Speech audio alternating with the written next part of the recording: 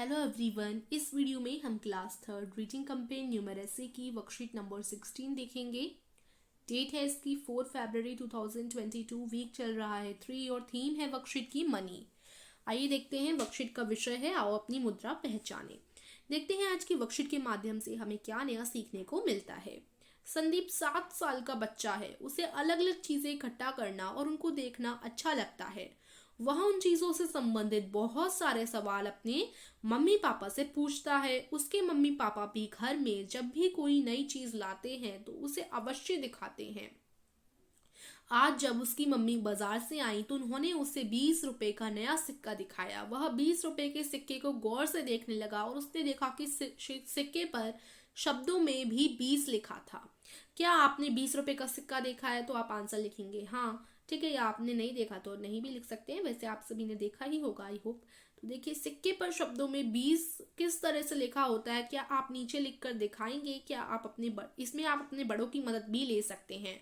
तो सिक्के पर किस तरीके से लिखा होता है? सबसे पहले इंग्लिश में 20 रुपीज और फिर 20 रुपए और फिर 20 इस तरीके से लिखा होता है ना।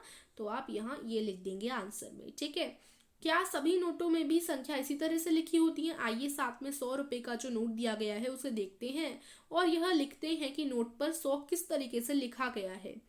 तो देखो यहाँ पर नोट पर आप देखेंगे यहाँ थोड़ा धुंधला दिख रखा है नोट, ठीक है।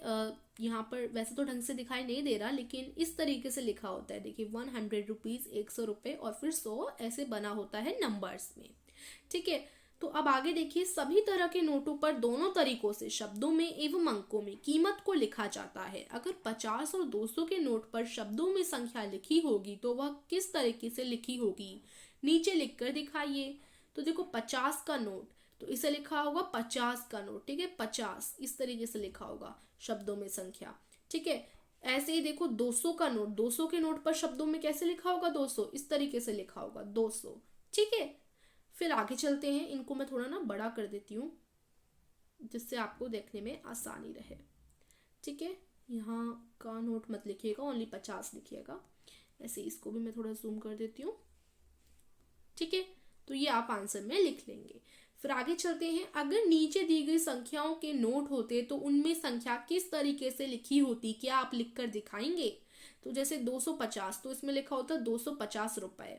175 में लिखा होता 175।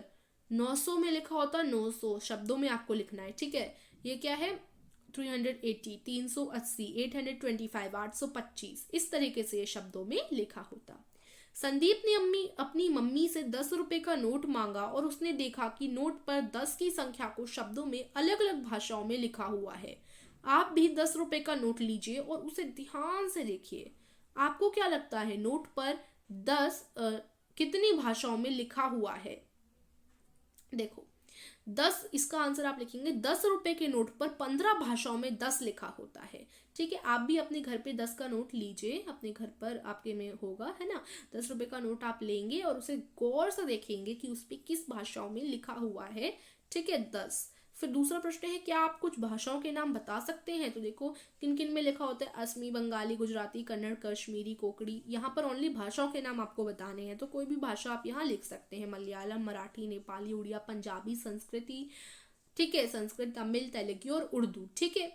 तो ये हमारी आज की वर्कशीट थी। आशा करती हूँ आपको समझ आई होगी। तो इस वीडियो को लाइक कर दीजिएगा, चैनल को सब्सक्राइब कर दीजिएगा। Thank you for watching.